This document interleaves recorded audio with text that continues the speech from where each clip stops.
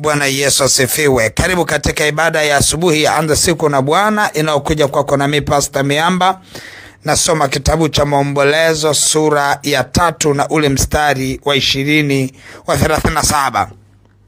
Maandiko yanasema, ni nani asemaye neno nalo likafanyika, ikiwa Bwana hakuliagiza? Ni nani asemaye neno nalo likafanyika, ikiwa Bwana hakuliagiza? Sasa tunaona maandiko yanaeleza hapa ya kwamba ni jambo gani ambalo linaweza kufanyika ndani ya mtu kama Mungu mwenyewe hakuliruhusu. Sasa hii ni dhana. Ni dhana kwa maana gani? Kwamba kuna baadhi ya watu wanadhani ya kwamba hata vitu sipoviomba vitakuja tu. Yani labda uwe umepata neema, yani umepewa bure. Lakini kanuni inasema hivi kwamba kila kinachomwendea mtu ni Bwana amekiagiza kimfikie.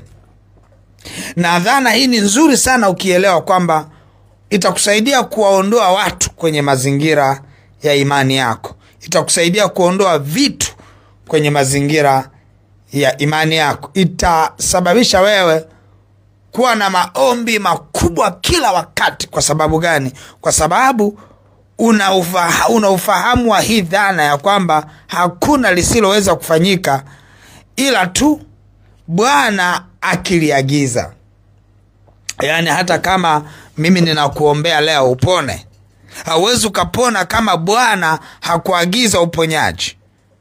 Kwa hiyo unaweza ukaomba juu ya uchumi wako, lakini uchumi wako kaendelea kukaa pale pale ikiwa Bwana hakuagiza mambo ya kifedha ya kujilie.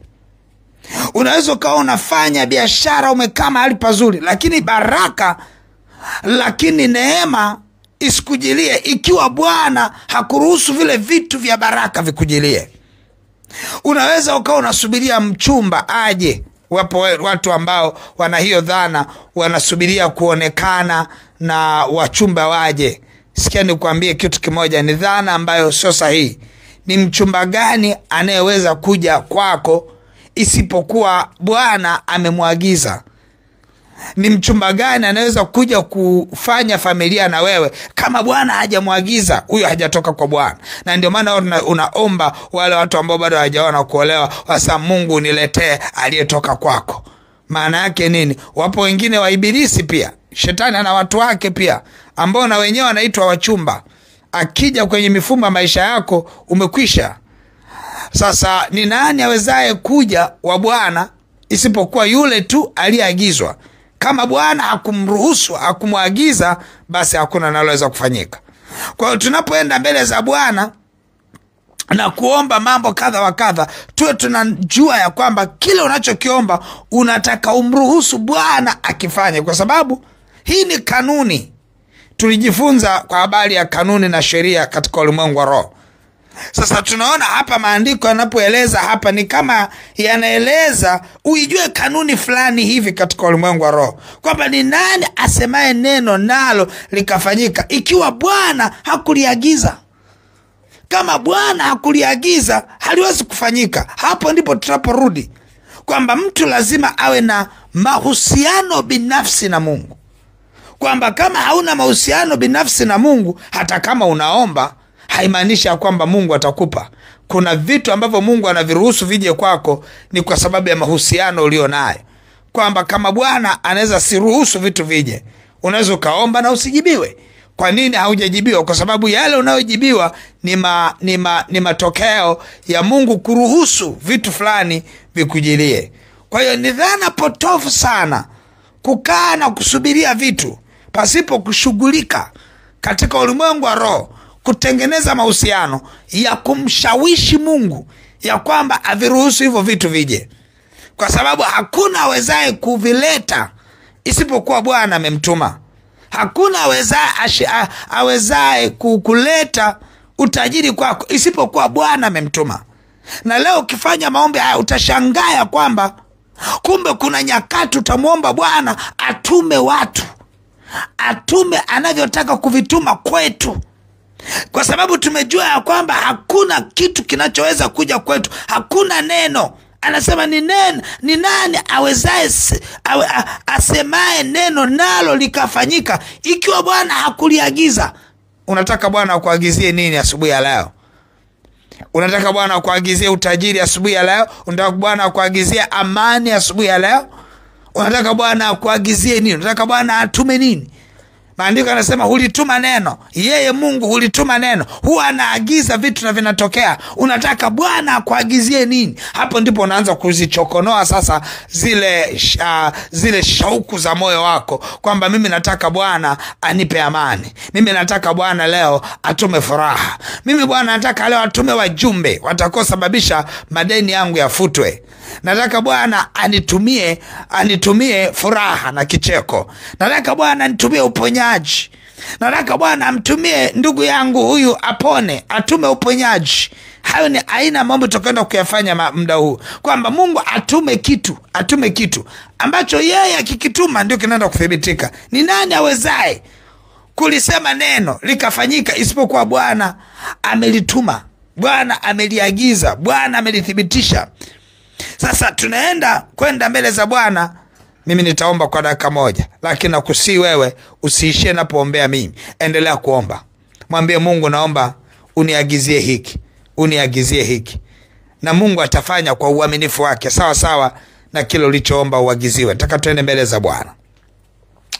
Baba mtakatifu, katika jina la Yesu Kristo wa Nazareti, tunakushukuru sana kwa neno la uzima na neno la ufahamu uliloliachilia kwetu, ambalo linafungua maisha yetu ya ufahamu ya kwamba hakuna kinachoweza kuagizwa kikatimia kwetu isipokuwa kimeruhusiwa na wewe. Hakuna kinachoweza tokea kwenye maisha yetu isipokuwa kimeagizwa na wewe. Mungu liye hai, asante kwa ajili ya watoto wangu hawa kiroho, ambao ni watoto wako wewe Mungu uliyeniachia kwamba niwahudumie katika neno na kuwahudumia kiroho. Mungu liye hai, ninaomba kwa ajili yao. Roho Bwana, ninaomba kwa ajili ya mtoto wako ananisikia wakati huu, ya kwamba yapo mambo mengi ambayo aliyatamani yatokee, lakini hakuwahi yamkini kulisoma hili neno. Yamkini hakuwahi kuelewa ya kwamba ni nani awezaye kusema neno likatimia isipokuwa Bwana ameliagiza. Ni nani mwenye anaweza kusema neno nalo likafanyika isipokuwa wewe Bwana umeliagiza. Mungu liye hai, ninaomba ukamwangalie mtoto wako huyu, muagizie yale yote ambayo ni haja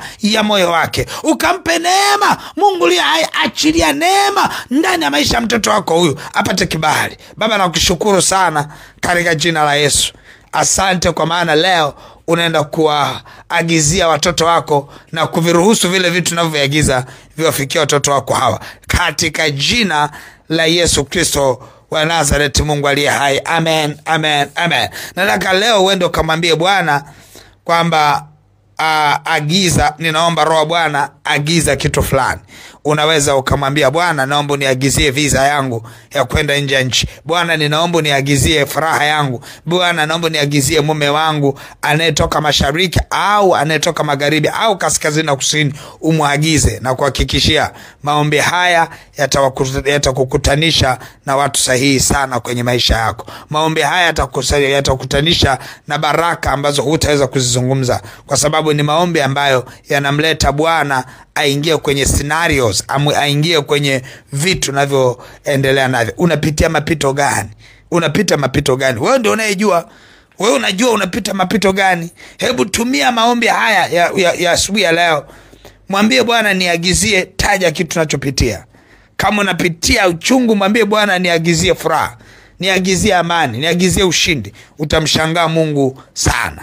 Basi unaweza ukashika sadaka yako ukaiachilia kwenye ile lipa namba M-Pesa. Wakati unataka kuiachilia hiyo sadaka, hakikisha unaituma hiyo sadaka, unaiagiza hiyo sadaka, hakikisha unainenea hiyo sadaka. Unamwambia Bwana kupitia sadaka hii, agiza kitu fulani. Usikae kimya, usitume kimya, inenee hiyo sadaka yako, na kuhakikishia Bwana atakuletea haja ya moyo wako. Basi utaiachilia sadaka yako kwenye ile lipa namba M-Pesa ambayo ni 577876 au namba za mawasiliano 0713842123 au 0744982517. Mungu wangu akubariki na uwe na wakati mwema. Amen.